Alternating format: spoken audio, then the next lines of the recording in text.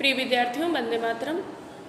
कल आपने पढ़ा था कि किस प्रकार पिता ने 5 वर्ष की अवस्था में भक्तिन की शादी कर दी और 9 वर्ष की अवस्था में उसकी सौतेली माँ ने उसका गौना दे दिया। आगे का वर्णन करते हुए महादेवी वर्मा कहती हैं कि पिता का उस पर अगाध प्रेम होने के कारण स्वभावतः ईर्ष्यालु और संपत्ति की रक्षा में सतर्क विमाता ने उनके मरणांतक रोग का समाचार तब भेजा जब वह मृत्यु की सूचना भी बन चुका था। कहती है यहाँ पर महादेवी वर्मा कि भक्तिन के पिता उससे अगाध प्रेम करते थे, अत्यधिक प्रेम करते थे और पहला कारण यही था कि विमाता उससे मन ही मन क्या करती थी, ईर्ष्या रखती थी। और दूसरा कारण था कि वह संपत्ति की रक्षा में सतर्क थी। उसे यह था कि अगर भक्तिन आ गई, इनकी अस्वस्थ अवस्था है, हालत खराब है, तो कहीं अपनी सारी प्रॉपर्टी अपने बेटी के नाम न कर दे। इसी डर से उसने पिता के समाचार, पिता की अस्वस्थता का, बीमार होने का समाचार भक्तिन के पास कब भेजा? जब वह मृत्यु की सूचना बन चुका। जब तक वो जिंदा थे तब तक भक्तिन को वह सूचना ही नहीं दी। आगे वर्णन करती हैं, कहती हैं कि रोने पीटने के अपशगुन से बचने के लिए सास ने भी उसे कुछ न बताया और क्या कहकर विदा कर रही है? कह रही है, बहुत दिन से नैहर नहीं गई, सो जाकर देख आवे। और यही कहकर पहना उड़ाकर सास ने उसे विदा कर दिया।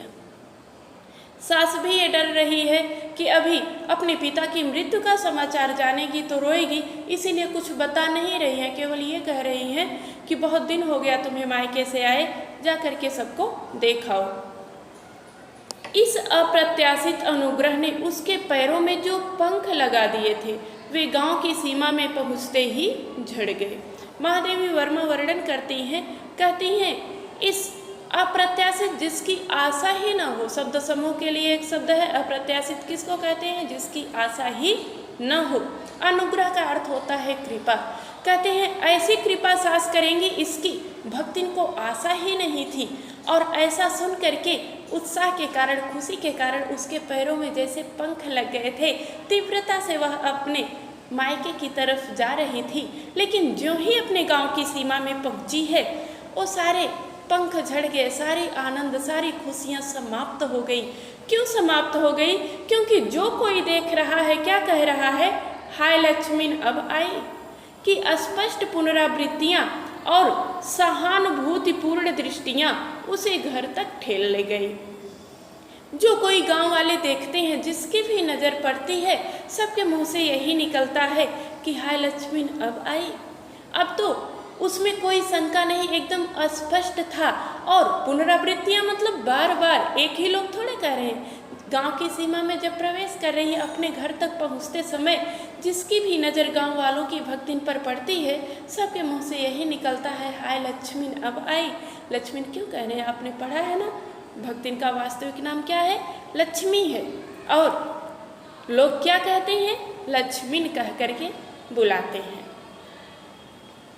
आगे वर्णन करती हैं, कहती हैं कि पर वहाँ पर न पिता का चिन्ह शेष था, न भी माता के व्यवहार में शिष्टाचार का लेस मात्र था। कहते हैं लेकिन जब घर पे अपने पहुँचती है तो पिता की तो मृत्यु हो ही गई थी, पिता का कोई वहाँ पर चिन्ह भी नहीं था। सारे चिन्ह को, सारी निशानियों को भी माता ने समाप्त कर दिया था। और विमाता जो वहाँ पर थी, उसके भी व्यवहार में कोई शिष्टाचार नहीं था कि बेटी मेरी ससुराल से आई है। क्यों शिष्टाचार नहीं था? उसे यह डर है कि शिष्टाचार दूंगी, बार बार यहाँ आएगी। पहली बात तो उसे ईर्ष्या ही रखती थी, कभी प्रेम नहीं था भक्तिन के प्रति उसका। और दूसरी चीज़ क्या है कि उसे ये लग रहा है कि यहाँ आने जाने लगेगी तो कहीं अपनी संपत्ति ले न ले, इसीलिए बिल्कुल भी शिष्टाचार उसने नहीं दिखाया। और हुआ क्या? वर्णन करते हैं महादेवी वर्मा कि दुख से शिथिल और अपमान से जलती हुई वह उस घर में पानी पिए बिना भी उल्टे पैरों ससुराल लौट पड़ी। कहते हैं कि भक्तिन दुख से, पिता की मृत्यु के दुख से दुखी और विमाता के अपमान से जलती हुई वह उस घर में पानी भी नहीं पी, उल्टे पैरों ससुराल चली आई।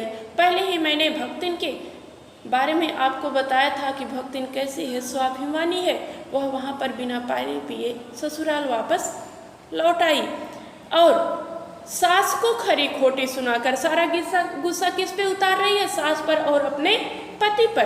कहते हैं सास को खरी खोटी सुनाकर उसने विमाता पर आया हुआ क्रोध शांत किया और पति के ऊपर गहने फेंक फेंक कर उसने पिता के चिर बिछोह की मर्म व्यथा व्यक्त की।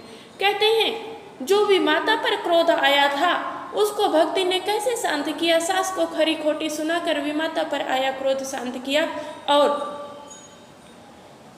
जो गहने पहन कर गई थी मायके उसको एक एक ठो उतार करके अपने पति पर फेंक रही है। इस प्रकार जो पिता के वियोग का चिर वियोग उसे दुख दे रहा है उसकी मर्म व्यथा उसने किससे व्यक्त किया? अपने पति से व्यक्त किया। आगे देखना, आगे के पैराग्राफ में महादेवी वर्मा वर्णन करती हैं कि जीवन के दूसरे परिच्छेद में भी दुख की अपेक्षा सुख की अपेक्षा महादेवी इनको भक्तिन को दुख ही अधिक मिला है। पहला परिच्छेद तो यही समाप्त हुआ। मायके का पहला परिच्छेद लड़कियों का कहाँ रहता है? जीवन का पहला अध्याय उसके पिता का ही घर होता है, वो तो समाप्त हुआ। वहाँ आपने देखा भक्तिन को दुख ही मिला, सुख नहीं मिला। आगे वर्णन करते हुए कहती हैं कि जीवन के दूसरे परिच्छेद में भी सुख की अपेक्षा दुख ही अधिक है। सुख की अपेक्षा दुख ही अधिक है। कैसे दुख है? आगे आप पढ़ोगे। जब उसने गेहुए रंग और बटिया जैसी मुख वाली पहली कन्या के 2 संस्करण और कर डाले तब सास और जिठानियों ने ओठ बिचकाकर उपेक्षा प्रकट की। अब यहाँ पर ये अर्थ समझना, पहली कन्या के 2 संस्करण और कर डाले। कन्या कैसी है? गेहुए रंग की, न काली न गोरी, बीच का रंग है। और बटिया छोटे छोटे मुंह वाली। बटिया सुंदर के लिए उपयुक्त होता है उपमान। कहते हैं है तो सुंदर लेकिन कमी क्या है? लड़की है। हमारा समाज कैसा है? पुरुष प्रधान है। आज के समय में लोग अंतर तो नहीं कर रहे हैं बेटा, लेकिन पहले लड़के और लड़कियों में पर्याप्त अंतर होता था। अगर जिसको लगातार बेटियां होती थी तो परिवार वाले उसका निरादर करते थे। बेटी के साथ साथ माँ का भी निरादर होता था, यहाँ तक पति भी निरादर करता था। भक्तिन का सौभाग्य सिर्फ इतना ही था कि परिवार वाले निरादर किए, पति ने निरादर नहीं किया। कहते हैं पहले कन्या के 2 संस्करण और कर डाले, अर्थात पहली क्या पैदा हुई? भक्तिन को कन्या लड़की पैदा हुई और फिर लगातार 2 लड़कियां और हो गई। अर्थात भक्तिन को कितनी लड़कियां हो गई? 3 लड़कियां हुई और लड़के नहीं हुए। तो जेठानियों और सास ने ओठ बिचकाया। कहते हैं महादेवी वर्मा वर्णन करती हैं, कहती हैं उचित भी था। क्यों उचित था? क्योंकि सास ने 3 कमाऊ वीरों की विधात्री बनकर मचिया के ऊपर विराजमान पुरखिन के पद पर अभिषिक्त हो चुकी थी और दोनों जेठानियां कागभुसुंडी जैसे काले लालों की क्रमबद्ध सृष्टि करके इस पद के लिए उम्मीदवार थी। किस पद के लिए? पुरखिन पद के लिए उम्मीदवार थी। कहते हैं सास को बेटियां नहीं थी, 3 बेटे हुए थे और दोनों जेठानियां भी सास की तरह उसी लीक पर चली। इन लोगों ने भी लड़के पैदा हुए क्रमबद्ध, लेकिन कैसे लड़के हुए हैं? कागभुसुंडी जैसे। कागभुसुंडी किसको कहते हैं? कौवा को कहते हैं। भक्तिन की लड़कियां कैसे हैं? काली नहीं है, लेकिन कमी क्या है? लड़कियां हैं। और इधर जेठानियों के काले काले हैं, लेकिन क्या है? लड़के हैं। और इस पद के लिए, पुरखिन पद के लिए उम्मीदवार थे, क्योंकि इन लोगों को भी क्या हुआ था? बेटा हुआ था। कहते हैं छोटी बहू के लीक छोड़कर चलने के कारण उसे दंड मिलना आवश्यक हो गया। छोटी बहू अपने सास वाली लीक छोड़ दी। सास को 3 लगातार बेटे हुए, जेठानियों को भी बेटे हुए, लेकिन भक्तिन को क्या हुआ? लगातार लड़कियां हुई और इसका दंड उसे मिला। अब यही देखना, सौभाग्य के साथ साथ दुर्भाग्य कैसे भक्तिन का पीछा नहीं छोड़ता है। जीवन के पहले परिच्छेद में भी सौभाग्य था, अपने माता पिता की इकलौती संतान और संपन्न घर में जन्म हुआ था। लेकिन विमाता का आना भक्तिन को चैन से रहने नहीं दिया। जीवन का दूसरा परिच्छेद ससुराल होता है। ससुराल भी शादी भी संपन्न घर हुई थी। सारी सुख सुविधाओं के रहते हुए भी भक्तिन के जीवन में सुख क्यों नहीं आया? क्योंकि भक्तिन को बेटे नहीं बल्कि बेटियां पैदा हुई और उसका दंड भक्तिन को किस प्रकार भुगतना पड़ा आप आगे के पैराग्राफ में देखोगे। महादेवी वर्मा वर्णन करती हैं कि कहती हैं जिठानियां बैठकर लोग चर्चा करती, जिठानियां बैठकर लोग चर्चा करती थी और उनके कलूटे लड़के धूल उड़ाते। वह मट्ठा फेरती, कूटती, पीसती, रांधती और उसकी नन्ही लड़कियां गोबर उठाती, कंडे पाथती। कहते हैं उसका लड़की पैदा होने का दंड यही मिला कि जेठानियां बैठ कर केवल लोग चर्चा, लोगों की बातें करती, उनको कोई काम धाम नहीं रहता, केवल बैठ करके आपस में लोगों की बातें करती और उनके कलूटे काले काले लड़के धूल उड़ाते, केवल खेलते, उनको भी कोई काम नहीं था। यहाँ वह शब्द किसके लिए है? भक्तिन के लिए है। कहते हैं वह क्या करती? भक्तिन क्या करती? मट्ठा फेरती, दही से मट्ठा बनाती। आपको पहले ही बताया ना, गोपाल क्या है? यादव है। और पहले के समय में सारे पेशे जातिगत रहते थे। दूध का धंधा किसका रहता था? यादव का रहता था। कहती हैं वह दही से मट्ठा बनाना, कूटना, पीसना, रांधना मतलब भोजन पकाना, सारा काम किसके जिम्मे रहता? भक्तिन के जिम्मे रहता। और उसकी छोटी छोटी लड़कियां गोबर उठाती और कंडे पाथती। अर्थात माँ बेटी दोनों का निरादर हो रहा है। काम सारा किसके जिम्मे पड़ रहा है? इन दोनों। और खाने में आगे देखना, खाने की क्या व्यवस्था है? कहती हैं जेठानियां अपने भात पर सफ़ेद राब रखकर गाढ़ा दूध डालती और अपने लड़के को औटते हुए दूध पर से मलाई उतार कर खिलाती। वह काले गुड़ की डली के साथ कठौती में मट्ठा पाती और उसकी लड़कियां चने बाजरे की घुघरी चबाती। काम सब किसको करना है? भक्तिन को करना है। लेकिन खाने में क्या है? जिठानियां अपने भात पर सफ़ेद राब रखकर, जो नीचे का अच्छा गुड़ होता है, सफ़ेद होता है, वह रखकर और गाढ़ा दूध डालती। जब दही के लिए दूध पकने के लिए रखा जाता है ना, तो जलते जलते गाढ़ा हो जाता है और मलाई क्या हो जाती है? मोटी हो जाती है। तो वही दूध अब अपने खाने के लिए वही दूध लेती और अपने बेटों को वह मलाई खिलाती। और इधर वह आपको बताए ना, वह किसके लिए प्रयुक्त है? भक्तिन के लिए। भक्तिन को जो ऊपर का पतला गुड़ रहता है, काला काला, वही गुड़ मिलता और कठौती में, कठौती लकड़ी का बर्तन रहता जिसमें लोग आटा सानने का काम करते थे। पहले परात और थाली इतनी मात्रा में नहीं रहती थी, काठ लकड़ी की रहती थी, इसीलिए उसको कठौती बोलते थे। नौकरी की तरह उसको कठौती में मट्ठा, यही छाछ और काला गुड़ मिलता और उसकी छोटी छोटी लड़कियां मलाई की जगह चने और बाजरे की घुघरी चबाती। लेकिन सौभाग्य सिर्फ इतना था। भक्तिन का सौभाग्य क्या था?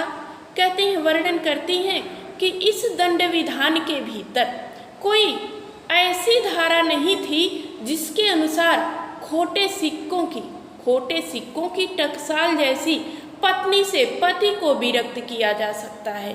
सास और जेठानियों ने तो सारे नियम बना दिए, लड़की पैदा होने का दंड उन्होंने दिया, काम सब किसको करना है? भक्तिन को करना है। और खाने में नौकरों की तरह सबसे खराब चीज खानी है।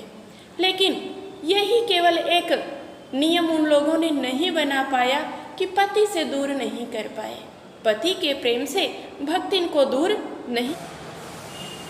महादेवी वर्मा वर्णन करती हैं, कहती हैं इस दंड विधान के भीतर कोई ऐसी धारा नहीं थी जिसके अनुसार खोटे सिक्कों की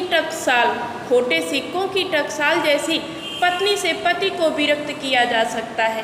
कहती हैं इस दंड के अंदर जो दंड भक्तिन को मिल रहा है कि सारा काम भक्तिन को करना है और भोजन सबसे निम्न स्तर का मिल रहा है, लेकिन यही कोई नियम वो लोग नहीं बना पाई कि उसको उसके पति प्रेम से भी दूर किया जा सके, बल्कि पति प्रेम भक्तिन के पति का उस पर प्रेम अत्यधिक बना रहा, उसको वह लोग दूर नहीं कर पाई। कहती है सारी चुगली चबाई की परिणत उसके पत्नी प्रेम को बढ़ाकर ही होती थी। जितनी भी चुगली करती थी, कुछ भी करती थी, उससे पति का प्रेम भक्तिन के प्रति कम नहीं होता था, बल्कि और भी बढ़ जाता था। एक चीज़ यहाँ पर समझना बेटा, खोटे सिक्कों की टकसाल होता क्या है, प्रश्न आता है। खोटे सिक्कों की टकसाल किसे कहा गया और क्यों कहा गया? टकसाल होता क्या है? टकसाल पैसा छापने वाली मशीन, नोट नहीं बेटा, सिक्के जिससे बनते हैं उसको क्या बोलते हैं? टकसाल बोलते हैं। और खोटे सिक्के मतलब छोटे छोटे सिक्के। तो खोटे सिक्कों की टकसाल किसे कहा गया? भक्तिन को कहा गया। और क्यों कहा गया? क्योंकि उसने लड़कियों को जन्म दिया, लड़कियों को जन्म दिया, इसीलिए भक्तिन को खोटे सिक्कों की टकसाल कहा गया। आगे देखना, कहते जिठानियाँ बात बात पर धमाधम पीटी कूटी जाती, पर उसके पति ने उसे कभी उंगली भी नहीं छुआई। कहते जो उसकी जिठानियाँ थी वो बात ही बात पर धमाधम पीटी कूटी जाती, जेठ लोग उनको मारते, और भक्तिन के पति ने कभी उसको मारने के लिए स्पर्श भी नहीं किया था, क्योंकि वह भक्तिन को पहचानता था। वह बड़े बाप की बड़ी बात वाली बेटी को क्या करता था? पहचानता था। आगे हम आपको कल पढ़ाएंगे। धन्यवाद।